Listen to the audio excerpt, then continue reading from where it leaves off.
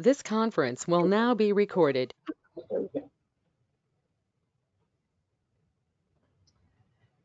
And so the wisdom that she brings to share tonight is, first of all, from having served as an executive director of an assisted living community, a memory care facility, as well as a life care community. And for those of you who are not familiar with the term life care community, those are also referred to continuing care retirement communities where multiple levels of care are provided so that people can perhaps age in place as certain needs arise. They may go in initially in what we call the independent living area, where they may still be driving, maybe they have a kitchen in their apartment, and then perhaps down the road they may need to move to assisted living where additional services are provided. And finally, it can also include skilled nursing care at a life care community. She is the founder of her business, Senior Living Strategies, and she provides one-on-one consulting. She is a public speaker. She sponsors workshops. And I'm going to let her tell you at the end about an opportunity this month if you're interested in purchasing her book. Thank you, Stephanie. So I thought that we would start our discussion this evening just talking about some of the reality of what Star and I are seeing in the aging community, in the aging industry. And the statistics are very striking. The most recent statistics are showing that of age 65 and up, 70% of people are going to need long-term care. And we're going to talk in just a few minutes, what does that really mean? Because many people have different ideas and concepts of, well, what is long-term care? For some people, they immediately think it means nursing home. I need skilled care. But it's really more expansive than that. Additionally, the statistics tell us that 24% of people who are over age 65 are going to need long-term care for a minimum of 2 or more years.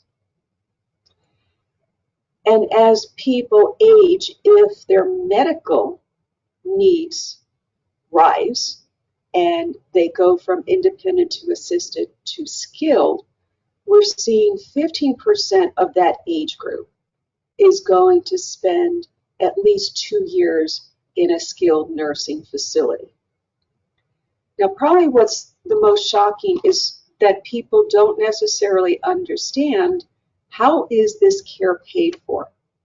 And long-term care is very rarely paid by the private insurance industry unless somebody has purchased a long-term care insurance policy or they're financially able to finance their long-term care.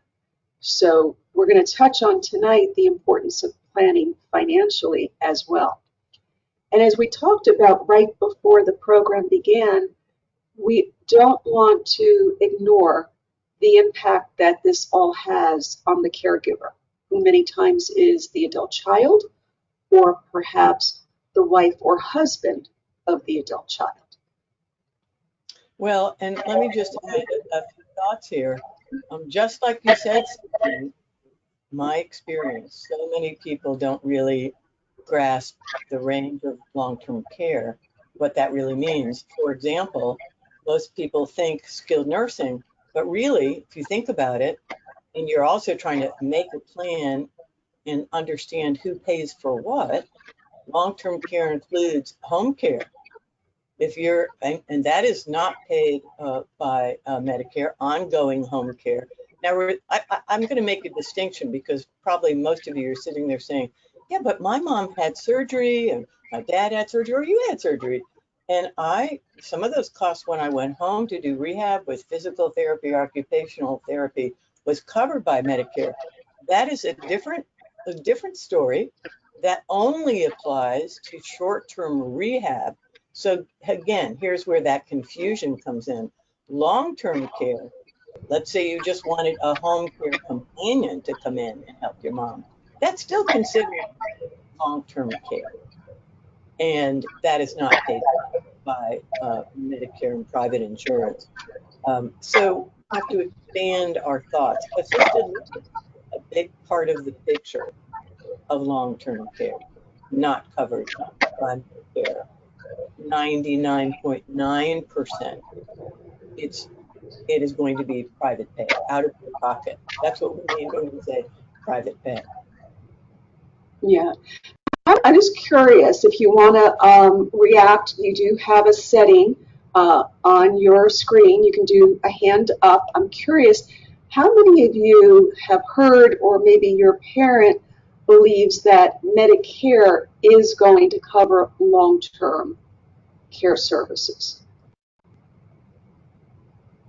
Okay, I see one person shaking their head no. I don't see any hands going up. Well, I'm asking the question because it still seems to be misinformation that people perhaps from our parents' generation were under the misbelief. And Medicare was really never designed for long-term illnesses, for chronic illnesses. And the reason being, when Medicare came about in the 50s, we had very short life expectancies. Right. So Medicare really focused on somebody going into a hospital, going from a hospital to a rehab, needing their physician visits covered. Then we added many years later Medicare Part D, which was the prescription drug aspect of it. So this is something you can share with your parents, and it's good to find out what's their understanding of the Medicare coverage. Or perhaps they may not have traditional Medicare, they might have a Medicare Advantage plan, which provides even less coverage than Even traditional less. Medicare. Yeah. Coverage. That is so important. And let me just throw in that the world of long-term care, especially as it relates to skilled nursing, has really drastically changed over the last 20 years. And you may not know that. You might know that. Meaning, skilled nursing is just this shy of a hospital now. And so what's taken the place of what I would say helping perhaps a frail elderly person with their activities of daily living, ADLs, that's assisted living.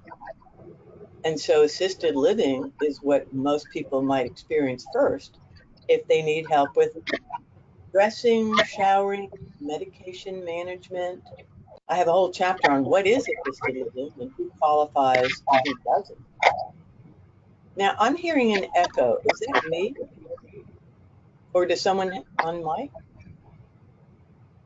I just want to make sure you can all hear me easily. Nod your heads. Yes? Or is it echoey? I'm hearing an echo. I don't know, Stephanie, you may need to turn your mic off or something.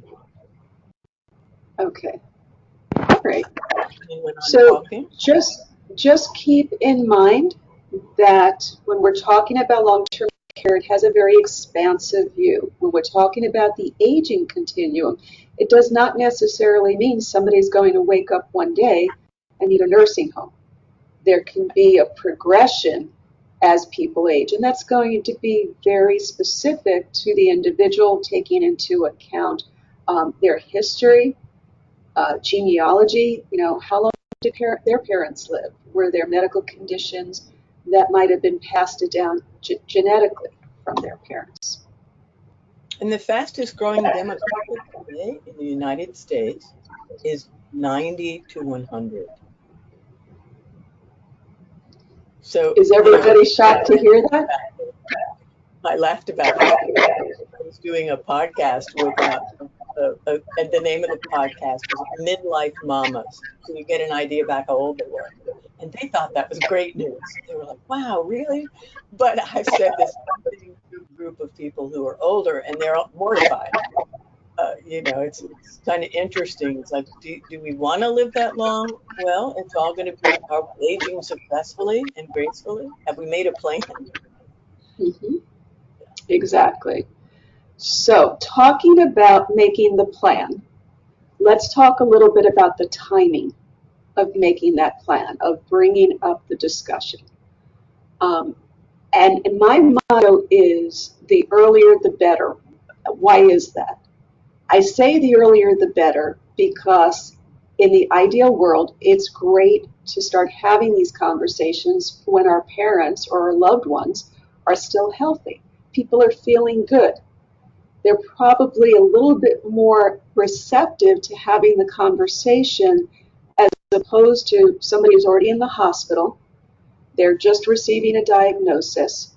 They're perhaps emotionally overwhelmed with what's happening, and they may be hearing less than 100% when you're trying to engage with them. So that's my first reason. My second reason is because part of planning that we're going to talk about tonight means we also have to have a legal plan. We have to have documents in place so we, as the adult children or the adult caregivers, are going to be able to help assist when appropriate with making medical decisions, residential decisions, and financial decisions. So timing becomes important because if the elder doesn't have the capacity, comprehension, awareness, we may not be able to create the legal documents for them. It's really not a matter of can your mom or can your dad hold a pen in their hand and sign where you show them. Adam's laughing. It's do they understand what they're doing? Are they willing to give permission to whoever the trusted person is to make the financial and medical decisions? So timing is very important for these two reasons as we start to create our plan for the future. So when we talk about having the conversation, and this was a great question that was asked before we started our webinar tonight, how do we talk to our parents or our loved ones? How do we approach them? And Star and I both agreed it is a process. Be aware of what your expectations are. If your expectation is we're going to have one sit-down meeting, and by the end of that meeting, my parents going to agree with me, it's probably a very unrealistic expectation. It's going to take a continuing dialogue. And so you want to be able to explain to them what are the benefits of us having this conversation? What are the benefits of us working together to create a plan? Well, first benefit is we're avoiding a crisis situation, because what happens when it's the 11th hour? Many of us might have an emotional reaction. Our ability to think as clearly may be compromised. We might not have as many options in that 11th hour as we would had we started the conversation months or a year before the crisis. So that's one benefit that we can share with our aging parents. A second benefit, because I'm sure everybody is very sensitive, well, what does it cost for us to get this plan in place? Why is it necessary? Well, they are saving money because if we don't get the legal documents in place and then we don't have that as an option, they lack the awareness, our only option at that point is what is called guardianship, which is a court-supervised proceeding to enable you to make the medical and the financial decisions. And guardianship, you can share with your parents, is very expensive. It's not a situation where we initially get the adult child appointed as guardian, and then you say, thank you, Mrs. Attorney, I don't need you anymore. The courts actually require the guardian to continue to be represented by an attorney throughout the life of the guardianship, which for some older adults is going to last their lifetime, as opposed to, let's say, a young adult in their 20s who had a car accident, had no documents, parents needed to become legal guardians because the child was over 18, that child may have a greater likelihood of recovering their legal rights and the guardianship being terminated. So the second benefit is saving money, also saving privacy, because in a guardianship proceeding, it is a public record. And Florida's courts are electronic. So anybody can sit at home, they can go on their computer, go to the website for the court, they can see cases that have been filed. They can see a lot of the documents that have been filed in the court. So I would encourage you to share with your parents and family members that a great benefit is keeping that privacy. It's also keeping their independence. Why? Because I think all of us want to decide who we want to help us make decisions when we need that assistance, rather than a judge decide who will be appointed as guardian. So it allows them to exercise that personal preference and be assured that's the person who's going to assist them. So these are some of the benefits that I think you want to start talking about in the conversation. What do you think, Star? Well, I want to really go back to what you said in reference to Adam's question. How do I approach this with my parents to get them on board? And one of the things that I stress, and I actually have one or two principles in my book, and principle number one is to help you make decisions while you're navigating your parents' years, and your parents can use this framework too. And here's principle number one. How can I maximize and prolong my parents' independence for the longest possible time? If you are on the same page, Adam, and anybody else experiencing this, and you open the conversation, and it would sound something like this. Let me model it for you because it helps to hear. Mom, Dad, I'm sitting here today because I really want to talk with you and have a conversation about what your wishes are as you age and things might change. I'm watching my friends go through this and they don't have a plan. And I see how difficult it is for them and for the parents. They've waited for a crisis. Now they've lost options. I don't want that to happen to you. And so the only way I can see that we can avoid that is to make a plan. I'm not wanting a crisis. I certainly hope there isn't one, but we'll all be so much more prepared if we've had a chance to converse and communicate about what you really want. Because is it true, Mom and Dad, that you want to be as independent for as long as possible? Because I want that for you too. We're on the same page. Of course, I want you to be independent for as long as possible. And I know you do, but the only way that's going to work is if we make a plan so I even know what you want. I don't want to be making things up in a crisis. So can we please talk about that? Can we involve the siblings? Are there anyone else on that team that we should pull into this conversation? And if they're really sensitive, you say, look, we don't have to do it right now. I'm not suggesting right this second. Can we set a time so they can adjust and think about it? And why don't you write down some things you're concerned about, Mom and Dad? I'm going to write some things down. And let's really make an appointment and sit down, carve out an hour. And this isn't going to be one conversation, just like Stephanie said. So you reassure your parents. It's not like they think we can wrap this up in one conversation. But let's talk about what you want. And here's why I always say in my book, look, it is not if your parents are going to need your help. It is when. You saw those statistics we discussed in the beginning. And so given that it's likely to be when, I kind of joke, listen, if any of us could check the box that says, I want to go full tilt till I'm 90 and then die in my sleep. But we don't, last time I checked, Unless you gotta know something I don't know, we can't check that box. None of us can. And so it's far smarter. And you can even say that, Mom, you're an intelligent woman. And so, you were always a planner. Dad, you were always a planner.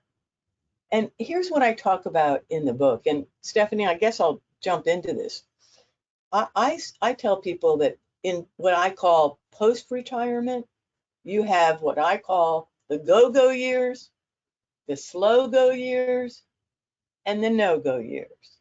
And if you live long enough and we make it to that new demographic, we're going to experience slowing down. You've probably watching your parents slowing down. Maybe one has gotten a diagnosis and the other's become more of a caregiver. Maybe they got that curveball where their mobility has been seriously affected, or dad's not driving, or mom shouldn't be driving. And you start to see that massive slowdown in the slow go years.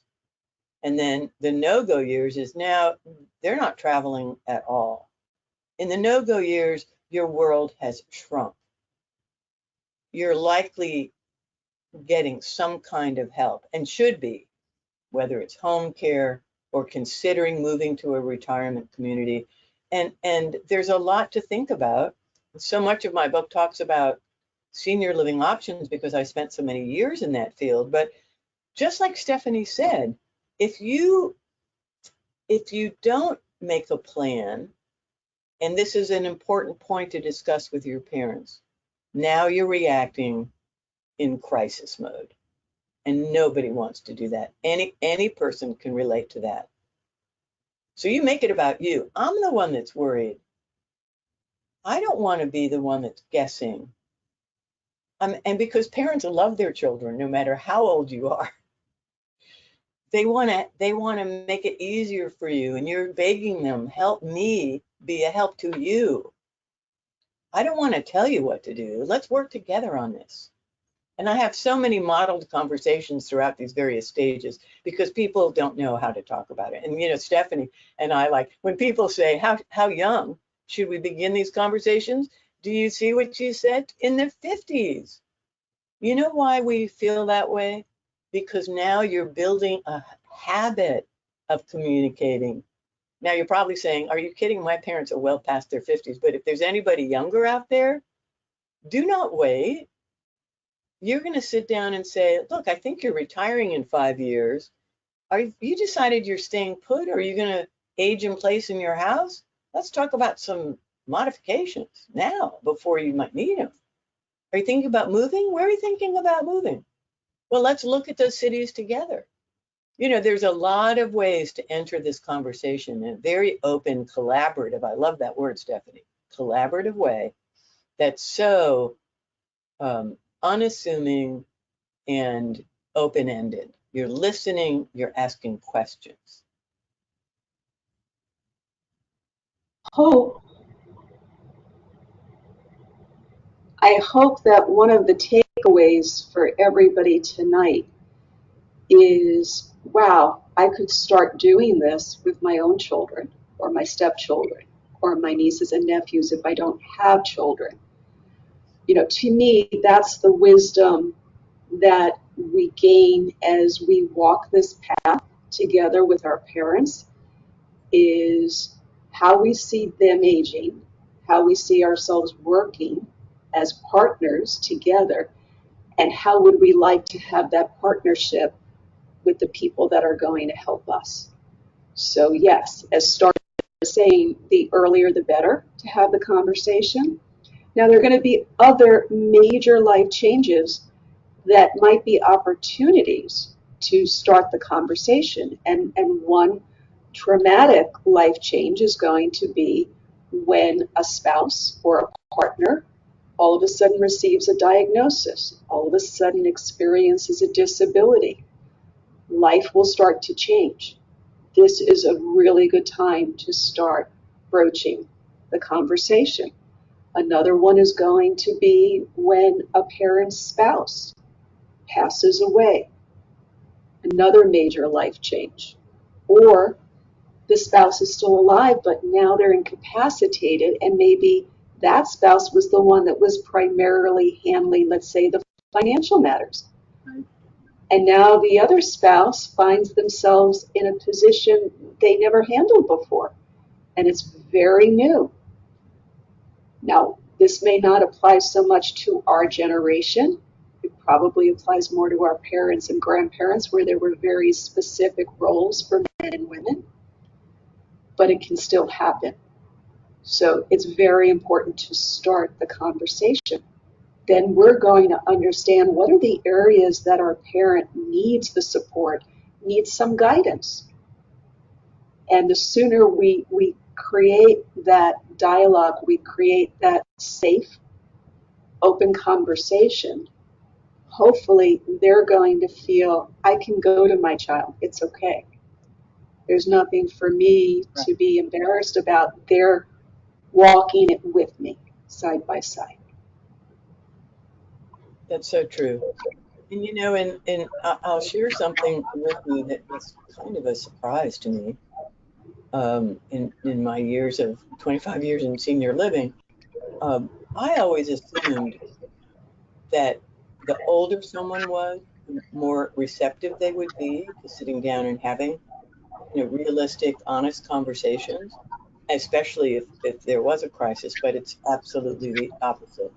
And in a way, when you think about it, the closer you get to aging and maybe watching yourself go from go-go to slow-go, much less no-go. And by the way, there's no rule that says you can't go from I'm on the go. I hear people say, my dad golfed 5 times a week, and now I just never expected this abrupt change. So you can go from go-go to no-go. There's no rule that says you have to go to the slow-go. But what I see is that people are resistant as they're older. And so that is another reason I just wanted to throw that in there, to begin talking earlier and not waiting. And even though it's hard to do, I just can't encourage you enough to pursue those conversations gently. I made the mistake of sitting down and thinking I could, accomplish everything in one conversation many years ago. And boy, this is right back when people used to write letters. My father wrote a letter to me saying, how dare you ask questions? This is private information. And I really learned a lesson from that. Timing is everything. Gentle approach. Good words of advice. You're going to know your family member better than Star and I are. And I think the best thing we can tell you is pay attention to facial expressions, read body language. That's going to clue you in. And sometimes if a parent reacts as Star's father did, defensively or with anger, you need to be patient and look below the surface of the anger. Right. Because most likely what's below the surface is something that is based in fear. It could be fear of illness, fear of dying, fear of losing dignity and independence.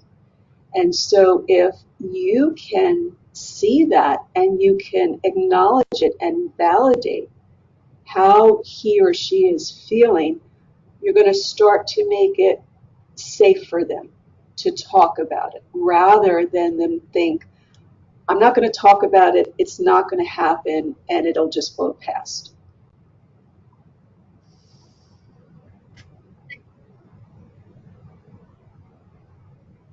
So, one of the things I loved about Star's book was how she organizes her thoughts, how she organized her approach to this practically.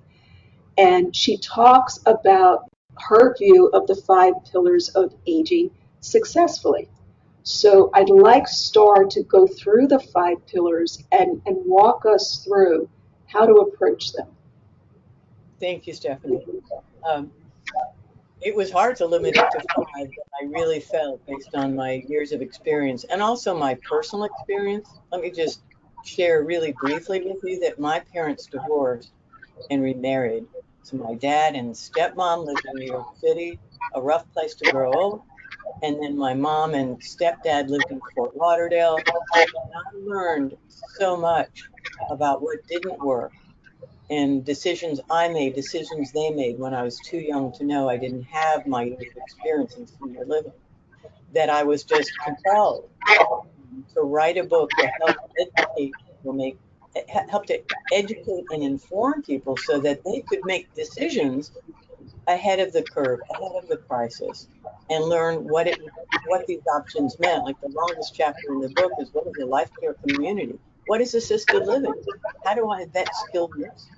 How do I know what are the signs to look for that my parents need more help? And if they do, who am I hiring and what should I ask? So I really wanted a practical guidebook that you could pick it up and apply immediately, not some theoretical philosophical book, but based on my 25 years of personal and professional experience. So the first one I start with is a question you would ask your parents is, you know, do I want to age in place?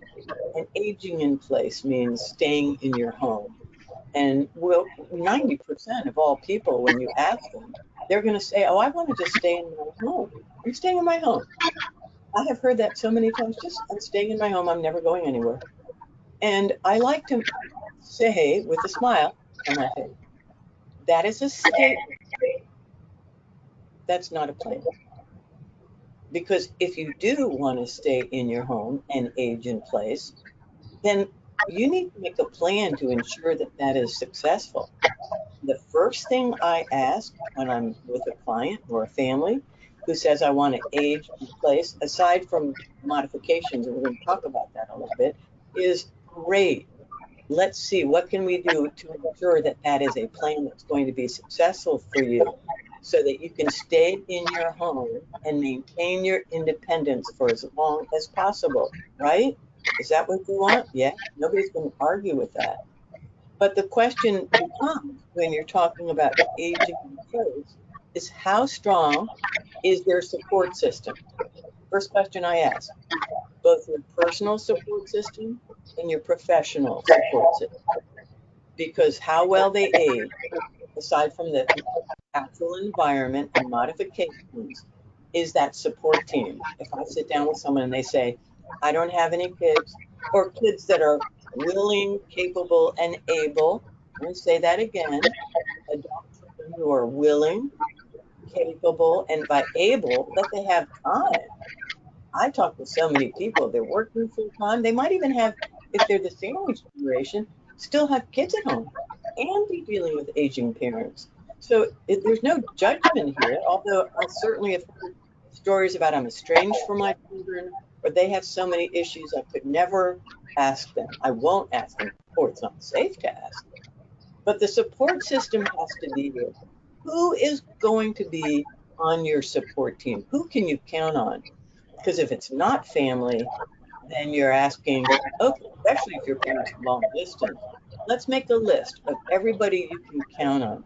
Can I have their names and numbers in case there's an emergency and I could call them?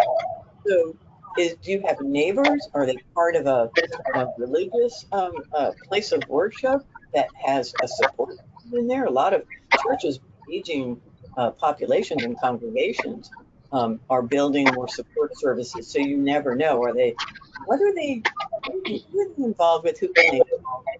And then you're going to love this, Stephanie, the professional support team. Do they have a good attorney, someone who can guide them with the legal documents? Do they have a doctor who's not going to retire in a few years? So they're thrown into the mess of trying to find a new doctor. You might ask, I know you love your doctor, Mom, but how old are they? But are they going to retire? Maybe, maybe we should think about, I always tell people, find people who are 10 to 15 years younger than you are, be on your professional support team. Now, why do I say that? My stepfather said, oh, I have a will. Here's the attorney's name. Well, guess what? The attorney died. I never even got the will. I thought he had a copy. Remember, I told you I learned a lot in the last 20 years. So it's important that you No, meet their professional team. If you haven't, just say, hey, I'd like to, at least make sure your attorney, mom and dad, have my name and number since I'm your daughter, and especially if you're in any of those critical medical document lists. So support team, take a look at your parents' support team, and it cannot just be you. Remember what we were saying about burning out, going down the rabbit hole, not setting healthy boundaries, agreeing to things you know you can't deliver and it's going to kill you if you do. Sure, mom can move in and you're thinking, oh my God, that is just not going to work. Don't promise things that you know will cost you your mental and physical health. Please. So age and place has a lot to do with, um, is their home senior friendly? And we're going to get to more of a slide that breaks that down soon. So let's talk about critical medical documents. Well, you're probably all thinking, yeah, I know, living will, healthcare surrogate. I hope you all know. And so my next question is, let's make sure your parents have a living will. They understand what it is. Let's make sure they understand the importance of a healthcare surrogate. You should all know that the healthcare surrogate is the person that speaks for you at your end of life and expresses your end of life wishes when you can't speak for yourself. I've had that responsibility for 3 or 4 people, family and friends. It's a heavy responsibility. If you're taking it on, it is your duty to find out what they want, not what you want, what your mother wants, what your father wants, or stepmom or stepdad. You do not have to agree. And if you can't be that person, even if they want to, I'm going to do every single thing. My stepfather had cancer. I'm doing everything. I have very mixed feelings about that, watching the results of doing everything at the end of life too many times. But that's what he wanted. I was his healthcare surrogate. I helped him with that. That was my commitment until I was making choices at the end of his life for him. So, yes, but beyond all that, beyond just the obvious living will, healthcare surrogate, there's all kinds of things. Are you on their HIPAA lists with their doctors? Because if you're not, it doesn't matter. They ain't talking to you. Explain to your parents, how HIPAA is, they may not understand. She might say, of course they'll talk to you. You're my son. Not if you're not on their HIPAA list. So that's an important thing to go over. Do you have a list of their doctors or their pharmacies? If they had an emergency, would you even know? So I like to recommend that people do the Vial of Life. I hope I can't see everybody out there, but the Vial of Life, you could go on Google and any browser and put, what is the Vial of Life? Well, Vial of Life, LIFE, stands for Life-Saving Information for Emergencies. A lot of EMTs in almost every county, especially in Florida, if they see a little sign on the door that says Vial of Life, they're going to go to the freezer, believe it or not, and look for a little tube that's the vial of life. And inside that tube, I know it's weird. Why the freezer? I don't know. Everyone has a freezer, and that's where they're going to look. And it's going to have all their medications, emergency contact information, like your information on it, their doctors. It's kind of like a medical ID bracelet, but a lot more information. You can just probably print forms directly from online and make sure that your parents have a vial of life. Because guess what? If they're called 911 and pass out, and they show up and they break down the door, that happened, my stepdad, and my stepmom, actually, they're going to look for that information in the freezer if they see a little sign on the door, Vial of Life. And so there's all kinds of things besides the obvious. Let's jump into critical legal and financial documents. Well, again, you're thinking, okay, legal, Stephanie's going to say, is there a will? And listen, I just sat down with a gentleman, 83 last week, very wealthy, 20 acres, big house. And I said, well, let's just cover the basics. You have a will, right? Stephanie, what did he say? No, I don't have a will. I was shocked. He's a professor, a zillion degrees, written so many books. So don't make assumptions. And the thing is, you want to say to your parents, look, I don't need to see the will. I just want to know you have it Is it with the attorney? Could I at least have the attorney's name? Because I've seen disasters and nobody wants to at least go to the trouble of making a will and it can't be found, or it's lost, or it's not what you expect it, all of which has happened to me. So besides the will, though, and besides the trust, and do you need a trust, there's so many other critical financial documents. For example, I bet some of your parents have things on auto pay. So let's say something happens to them, and now the insurance is deducting $1,500 every auto pay. And you don't know the passwords. You don't even know what insurance they have. I've seen people have long-term care insurance policies that they never told their kids about, and they found out they had it 5 years after they passed away, and it could have paid $100,000 in long-term care costs. I'm not kidding you. So there's a long list of important financial documents besides the obvious: long-term care insurance, and some, like even homeowners or car insurance. Because what happens, let's imagine the scenario. There's a couple, like Stephanie said, one person is taking over paying the bills, right? That person gets cognitive impairment. The person not paying the bills doesn't even know how to pay them. They may not even know where the passwords are. And I've had people have car accidents and be afraid to tell their children that the car insurance lapsed because dad died and he was paying it and mom didn't know how to pay it. And so I'm trying to share this with you, not to overwhelm you, but to realize that some of these things you just don't think about. You don't think like, yeah, I guess it would be helpful to know about the life insurance or the long-term care insurance, or even birth certificates. I'll spare you that story. But some of the critical documents that you want to know, where are they? Could I have a copy? And if your parents are super like, no, you cannot see the will, that's okay. I'm not asking for your password. I'm not asking to see the will. I just want to know, I need the peace of mind that these important documents are done. And does the attorney have them? And how, I'm just trying to be on the same page with helping you on these critical things. Well, let's talk about long-term care. Gosh. Oh, that's the big one. How am I going to pay for long-term care? You don't want to have that discussion when the discharge planner from the hospital is calling you up and saying, you can tell I'm old, right? Nobody does that anymore, right? This is what you do. Is calling you up and saying, your mom can't go home. She hasn't done well in rehab. Her mobility looks to be seriously affected, probably permanently. And so we think she needs to be placed in assisted living or worse, skilled nursing. And you're going, what? Who pays for that? You don't want to wait till then. You want to have that conversation way, way on. Mom, Dad, if there was any sort of health crisis or you fell or you needed some care at home, have you thought about how you might pay for that care? I see my friend going through this, and it's caused such stress on everybody. I'm like, I want to avoid that. And first of all, if you needed home care, do you know what it costs?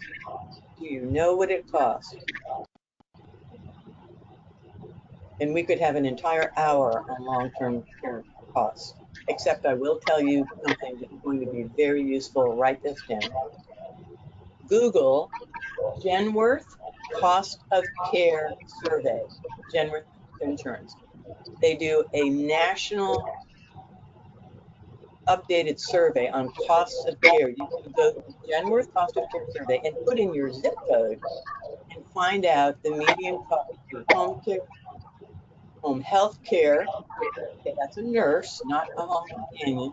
Assisted living, skilled nursing, even life care communities, and you will be amazed at how those costs differ. Look at Alaska first, and you'll feel better about whatever it is in your area. I promise you. Alaska is horrifying how expensive it is. Like 3 times and what you might expect to pay in Florida. But even a home care companion is $25 an hour now, with minimums required of 3 to 4 hours a day, 3 to 4 days a week or more. Probably in Fort Lauderdale, I'm guessing they won't even come talk to you unless you say 5 days a week, 4 hours a day. Why? Staffing. They need enough work to keep their staff busy, and it's very hard to find staff these days. So you need to have those conversations. And when things might be really rough, then now you're talking about a reverse mortgage. I have mixed feelings, but it might work. A HELOC loan against equity in the home to pay if you really needed to. That's not great these days. HELOC loans are 8-9% if it's a variable rate. So, you don't want to be forced into a situation to pay for long-term care that nobody saw coming.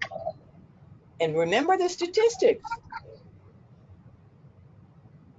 The number of people that will need 2 years in skilled nursing or 2 years in assisted living.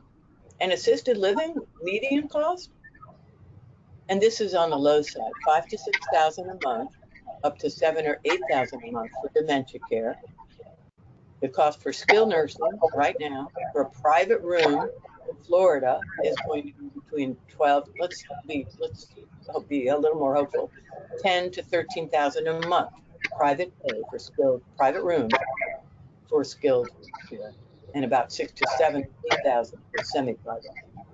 And unless you have long-term care insurance, that is private pay. So the last thing, and I don't want to leave this out, that I consider super important to aging successfully is hopefully your parents have not lost their passion and their purpose in life. Are they still engaged? It's called their social connectedness score. And it is besides where they age in terms of location, it is the second most important factor to determine that predicts their success in aging. Are they connected to anything? Do they care about something? Is something motivating them in life? Are they volunteering? Encourage your parents to stay connected, because they can go from slow go to no go when they lose that. No interest in life. So that's what I want to say is, what is their passion and purpose in life? And of course I go into more depth in that in the book, but Stephanie, it's back to you. Okay, thank you for explaining the 5 pillars, Star. You're welcome.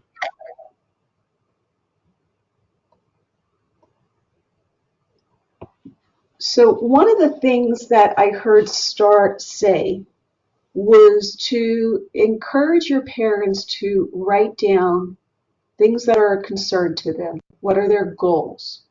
And for you to do the same. And I think that's a great way to start, and look at what each of you have written down. There might be some common concerns or common goals. That's a way of inviting them, of having them understand how they feel is important to you, to us. It's not that we're coming in and we're directing, here's what's going to happen. It's a partnership. Star also talked about knowing where are the important documents. Not that they need to give you a copy of the will, but you do need to know where are they keeping the designation of healthcare surrogate, the living will, if they did a do not resuscitate order, and where are they keeping the durable power of attorney.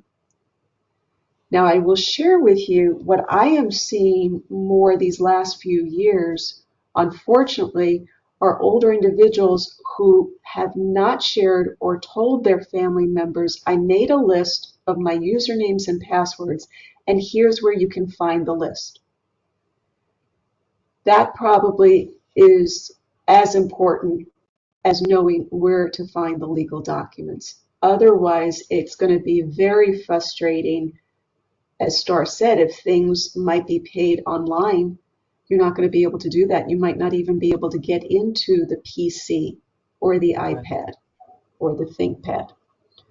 Then we have to look at, well, how do we prioritize everything? We can't look at the list and say, oh my gosh, it all has to get done at once.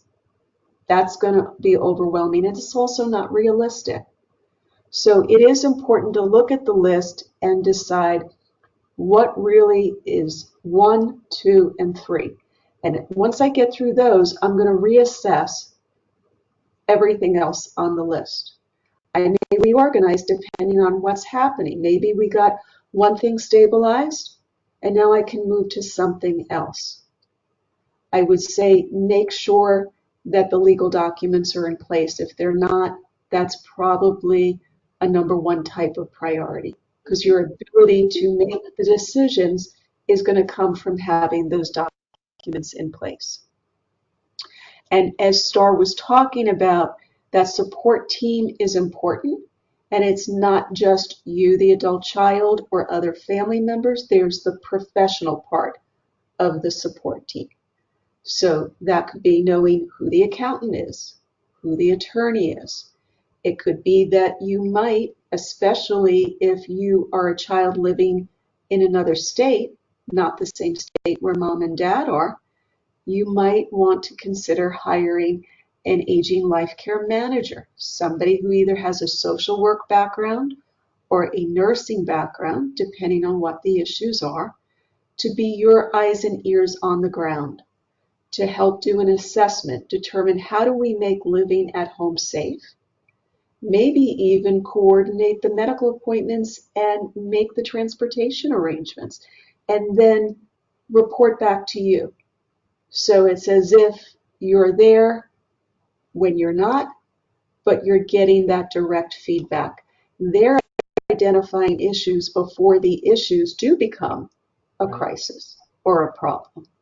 Absolutely. And by the way, you can go to the Aging Life Care Association, ALCA, Aging Life Care Association, and put in zip code and do 25 miles, 50 miles within that zip code. And everybody that's a member will come up with their bios and their education, and you can see what's the good fit. It's like having a daughter there when you can't be there, who does exactly what Stephanie said. They're your eyes and ears. They're the advocate for your parent when you can't be, or to take some of the load off you and be the communicator. Sometimes it's easier, to not always be the communicator and have a professional in that role as the liaison between the two. Yeah. And let's just go back to one thing. When we were talking about aging in place, if your parent's goal is to remain at home, do consider or have somebody come in who has the experience to guide the two of you on how do we modify the home if that's needed.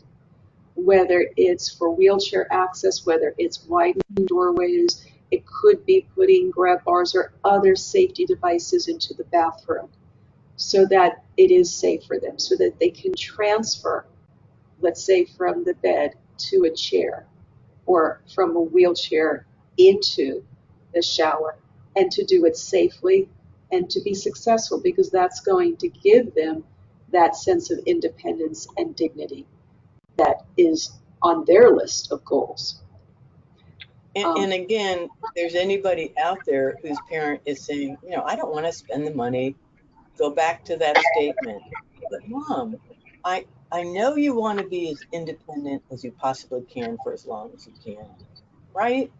Well, but modifying your home might keep you in your home for years and not have a fall because we modified the bathroom and we rebuilt that shower, or we changed the stairs and improved the lighting. So there's a lot of things that you can do to modify a home to make it safer, and they're going to be on board with that. Yeah. I'm very surprised that so far nobody has either unmuted their microphone or written a message in the chat box asking, is it a good idea to do a power of attorney on the internet? So in case you were wondering that, but you didn't want to ask, the answer is no. If you go to LegalZoom or any of those websites, they are not, first of all, going to be state specific. And Florida has very specific requirements of what needs to be in the document and how it needs to be signed. So we want to do it the right way. We may not get a second chance, a second bite at the apple. And remember, we said we want to get these legal documents in place as early as possible while our parent or our grandparent or other relative is still able to communicate and is aware. Now, the nice thing, and I think this can help give our aging parents the mental security and the mental peace of mind, is to help them to understand that the power of attorney is a way of giving permission. It's actually not making you the owner of the asset. It's giving permission to handle the asset for them if there's a time when they become incapacitated. And that should hopefully reassure their independence.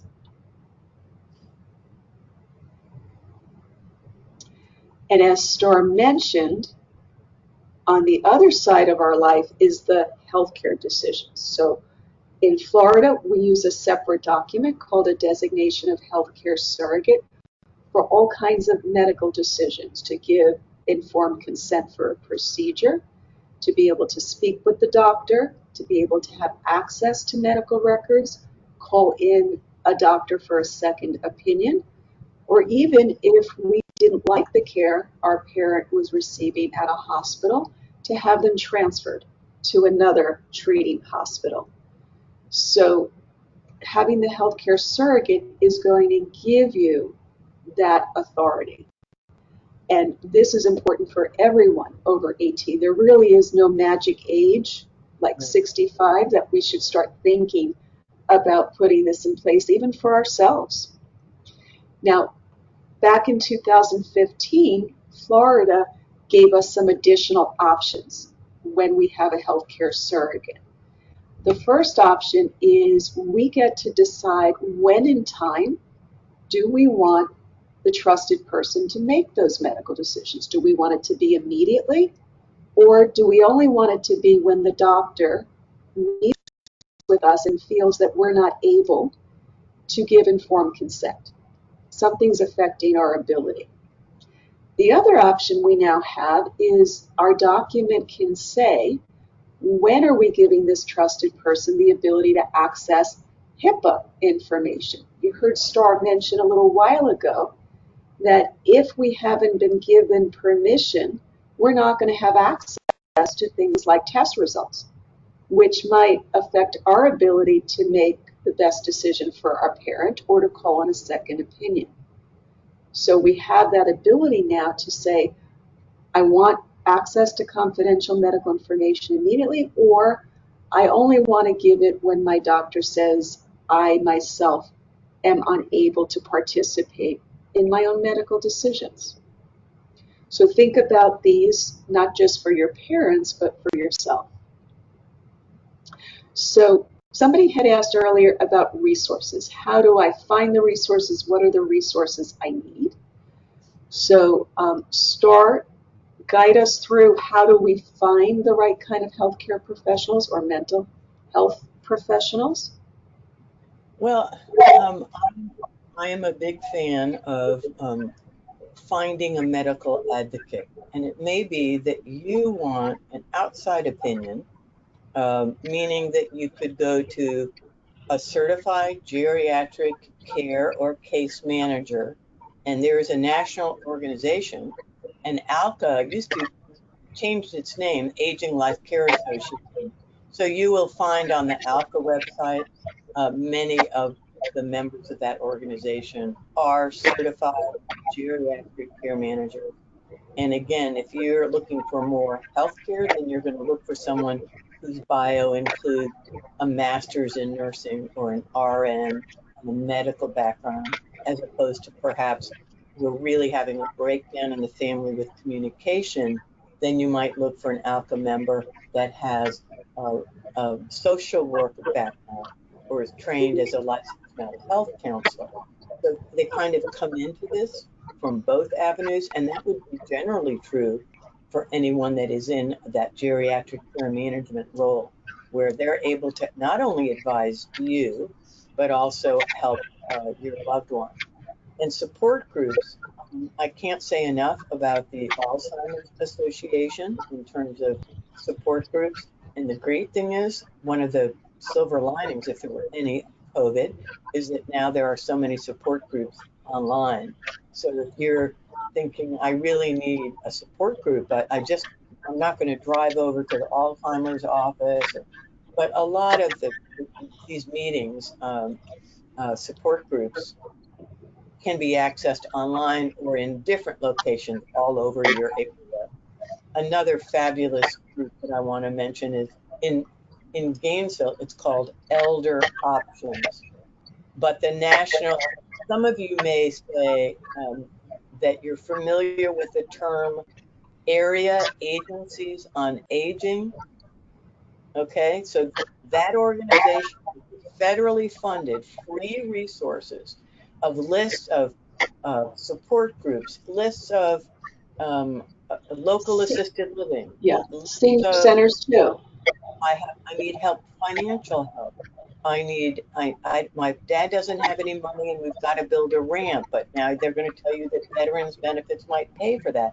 I mean, I could go on and on about US aging, which is just coming up, not profit resources. So the national website is US aging. You will not believe how many resources they have, how many free resources they have. And Shine is a volunteer organization, actually kind of under the umbrella, by the way, of US Aging. That is, they're volunteers who will help you wade through the Medicare option miasma. Okay, if your parents are trying to choose supplemental plans for their Medicare, and that alone is overwhelming. There's so many plans, and you see all these commercials on television saying Medicare Advantage, Advantage, Advantage, Advantage. It doesn't cost anything. It doesn't pay when you need it for rehab care. So there are resources out there. And actually, I just have to mention that on my website, I put a tremendous amount of free resources. www.starbradbury.com.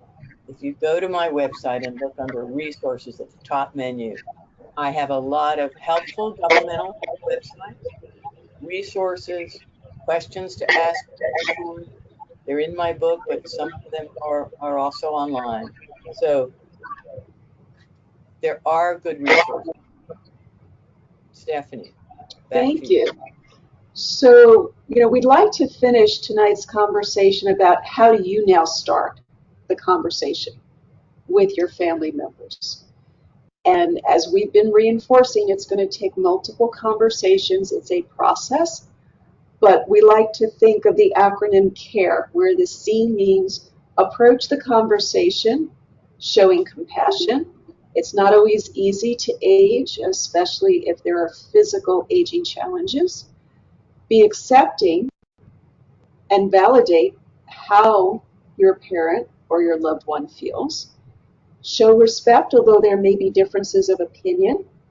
And it's not necessarily that we have to convince them to see it our way or agree, but it's an approach to finding some middle ground.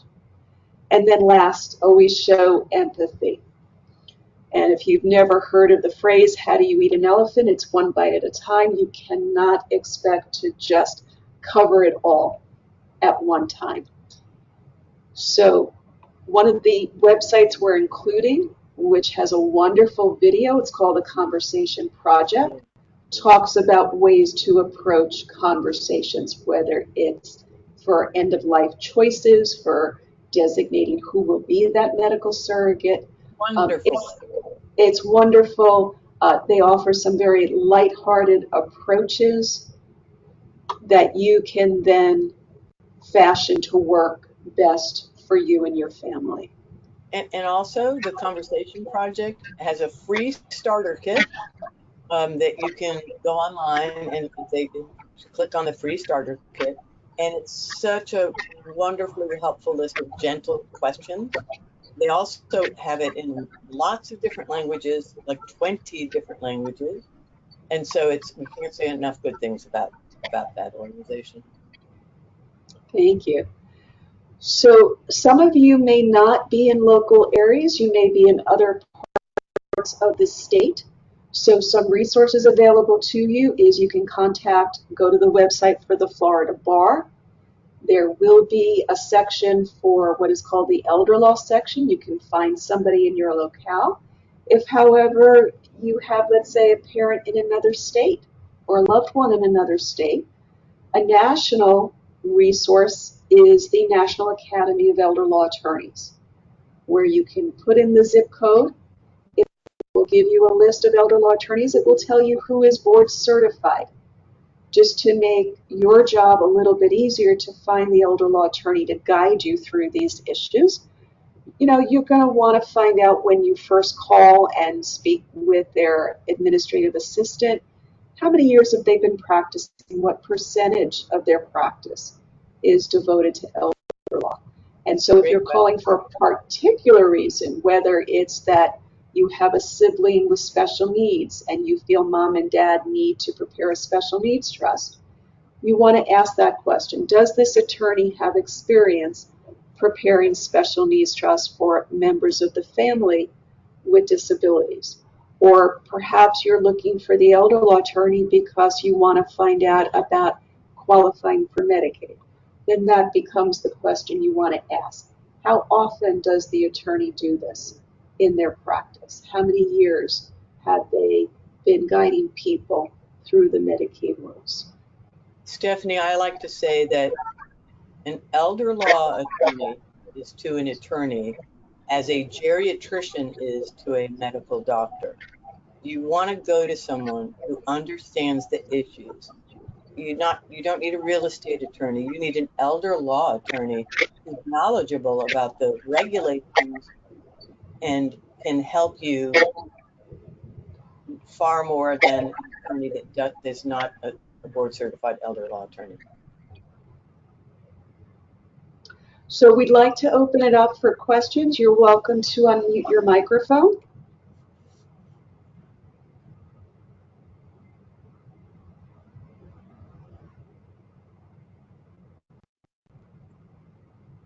No. Or you can write a question in the chat box if you prefer.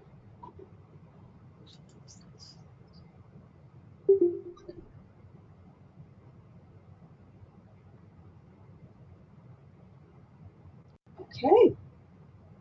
You Well, both did a great job. I mean, I'm at a loss for questions.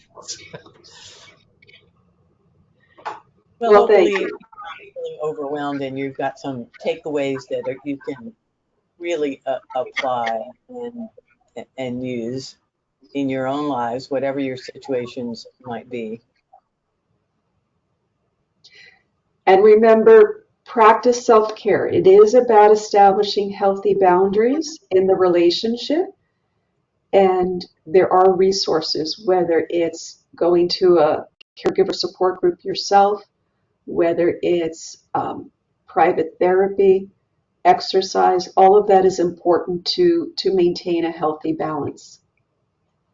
We should do another webinar on managing stress and caregiver stress and self-care tips. I just did that. And I do want to share with you that my book, here it is, because it happens to be November is National Family Caregivers Month. And so I asked my publisher if we could an offer directly through them as opposed to Amazon or Books A Billion. It's there, but not at this price.